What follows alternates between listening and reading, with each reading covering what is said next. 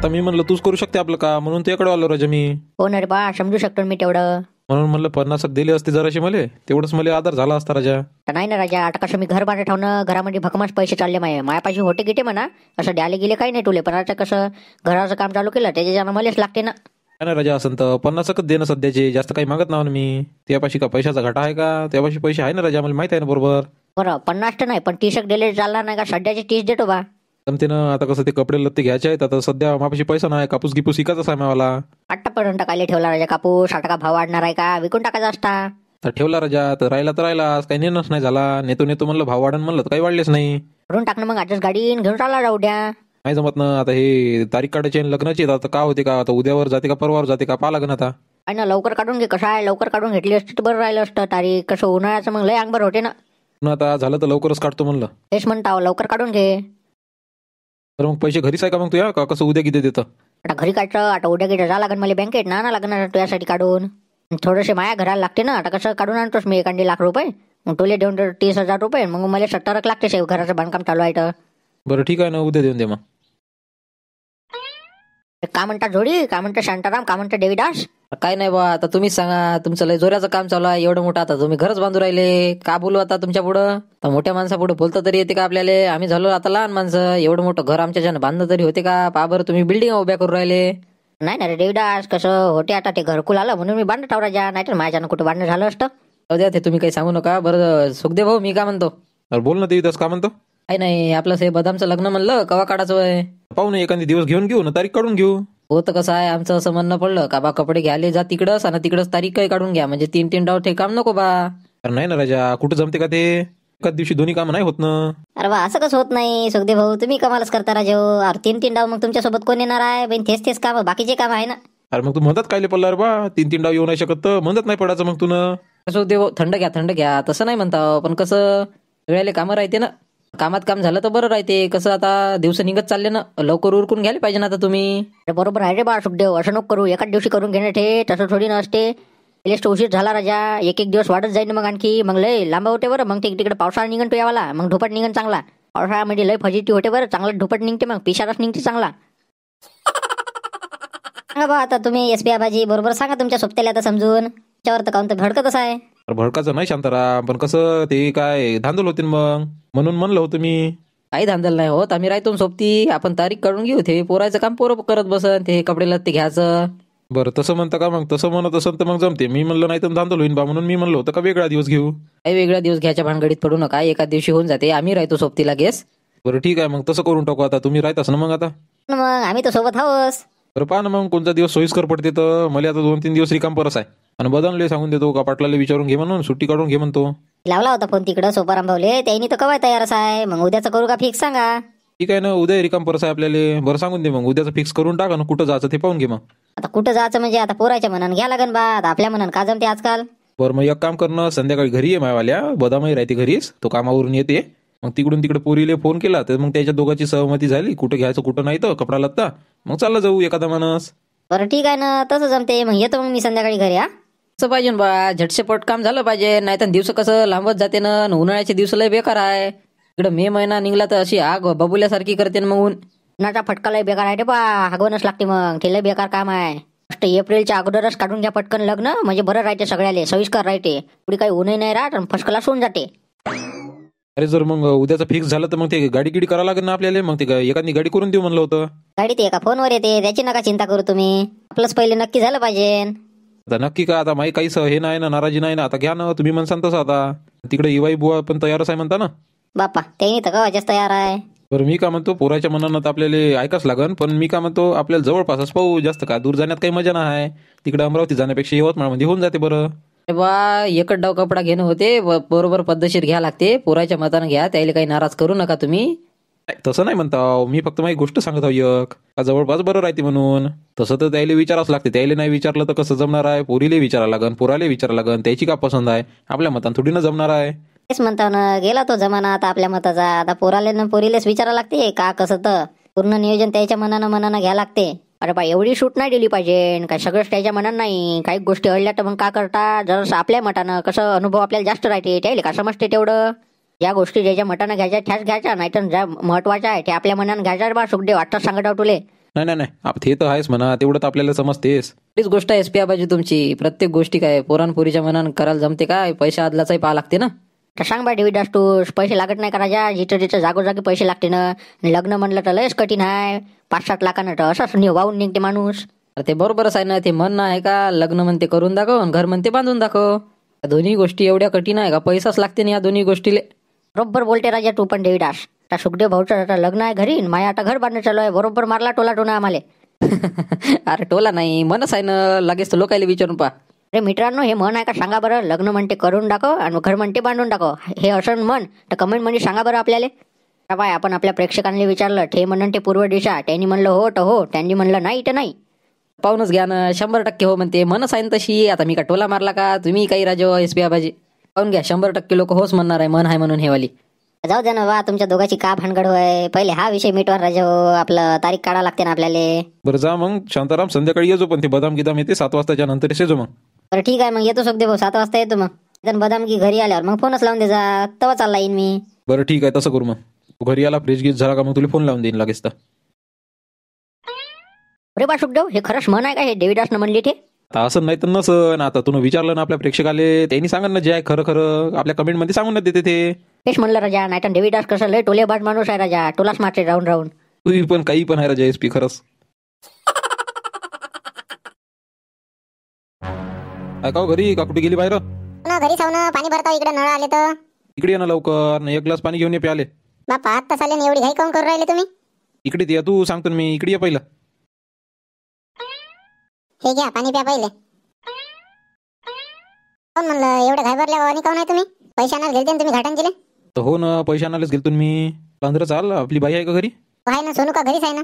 तर चाल, बाहेर कोणी ऐकन की कर. अंदर चाल, अंदर बसून मग आरामात सांगतो तुम्हाला दोघीले. थोडंसं महत्वाचं आहे ना. काय आहे का सांगत नाही काही नाही. कसं कसं करून राहिले तुम्ही? बरं चला आतमध्ये चला, शांततेत बसा. मग काय आहे तर सांगा. काय आहे तर सांगा ना बापा लवकर. इथे चिंता वाटू राहिली ना मला. अरे चिंतेचं जाऊ दे, माझ्या छात्यात दुखत आहे. मग अशी ना ऐकलं तेव्हापासून, त्या बस स्टॉपवर ऐकलं मी ना तेव्हापासून माझ्या छात्यात दुखत आहे ना. तुला सांगू का आता? पण बाबा काय झालं एवढं?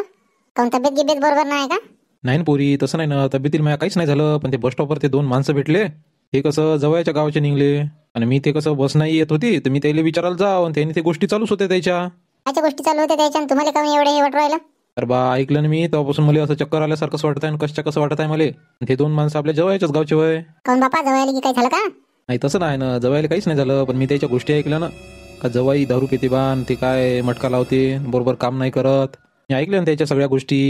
1 नंबरचा 3rd क्लास पोरगा आहे म्हणते गावामध्ये. तू आता त्यांनी गोष्टी करत होत्या ना, मी चुपचापच ऐकलं. मग नंतर सांगलं का बा इच्छा बाबा म्हणून मी. नाही हो, असं कोणाच्या गोष्टीवर तुम्ही विश्वास ठेवता का? आता एवढे शांताराम भाऊ आहे ना. हो शांताराम भाऊ आहे, पण कसं आजकाल कसं कोणाचा काही भरोसा नाही बरं. कोणी कशी टोपी टाकन तर कोणी कशी टोपी टाकन. ते शांताराम माहित नाही का तुले? 1 नंबरचा नंबरी माणूस आहे तो. ना तसं कसं अशा ह्याच्यात थोडी ना असं होत असते. अशा ह्याच्यात थोडी ना फसवेगिरी होत असते. शांताराम बापू तसे नाही ना, माहिती आहे ना मला. आता पहिल्यापासून त्याचं आपल्या घरी जाणं येणं आहे ना. आपल्या पोरीचं का त्याने तसं करणार आहे का? त्याच्या पोराला ते हे दाखवणार आहे का आपल्याला? चांगलंच असन पोरग. कोणाच्या गोष्टीमध्ये आले आता तुम्ही त्या बस स्टॉपवर, कोणी असेच असन अगाऊ आग लावणारे.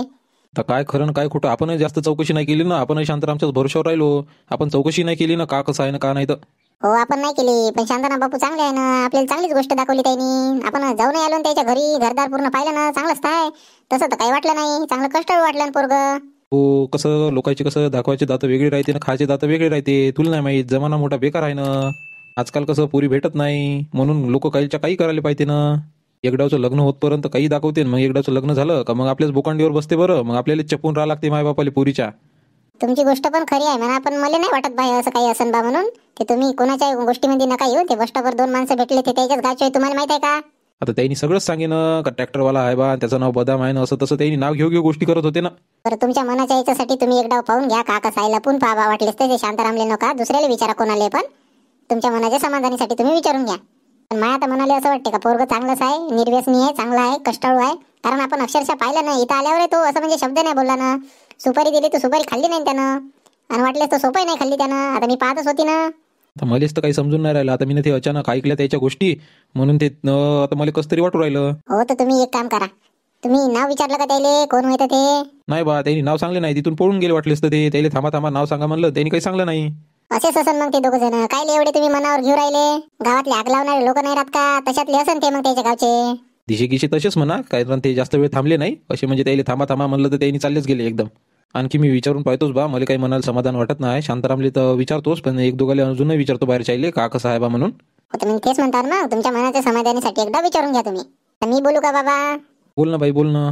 तर त्यांनी माझ्यासोबत आडात पाडात म्हणजे हप्त्यातून एक दोनदा बोलतच राहते. त्याच्या बोलण्यावरून तर मला असं वाटते का म्हणजे स्वभाव त्याचा एकदम चांगला आहे आणि काही असं त्याला व्यसन आहे असंही वाटत नाही मला. नाहीतर कसं दारू पिणारा माणूस एक दोन दिवसात असं ओळखूच येते बोलल्यावर. त्यांनी सांगत असतं राहते मला फोनवर का बा मला काम आहे म्हणून मी जास्त काही फोन नाही करू शकत. त्याचा असा फोनही नाही येत रोजच्या रोज. हप्त्यातून 2 एकदा येते, जास्त येतही नाही असा. कारण त्यांनी कामात व्यस्त राहते ना. ट्रॅक्टरवर त्याला आता घडीची फुरसत नाही. त्यांनी आता सांगेच ना मला. आता मी बोलून आहो तर मग म्हणून सांगत आहो बा, कारण असं मला बोलल्यावरून वाटतंय तसं का बा निर्व्यसनी आहे चांगले आहे बा म्हणून. की तुमची इच्छा तुम्ही विचारू शकता. वाटलेस तर त्याच्या मालकालाच विचारून घ्या ना, याला त्याला विचारण्यापेक्षा. कारण त्यांनी ट्रॅक्टरवर भरपूर वर्ष झाले, त्याच्याच ट्रॅक्टरवर आहे वाटते. तर त्याला काय आहे तर एकट्यात भेटून घ्या, कसं काय तर विचारून घ्या. हो तसंच करावं बाई, मग आता विचारानं तसंच करावं, कारण ते त्याला पूर्ण माहीत असन का कसं आहे. आता का इतके वर्ष झाले म्हणते त्याच्याच ट्रॅक्टरवर राहत आहे तो, तर विचारून घ्या आता कसे आहे बा जावाई बापू म्हणून, कसा आहे स्वभाव. तुमच्या समाधानासाठी विचारून घ्या बापा, नाहीतर माझ्या मतानं राहू द्या.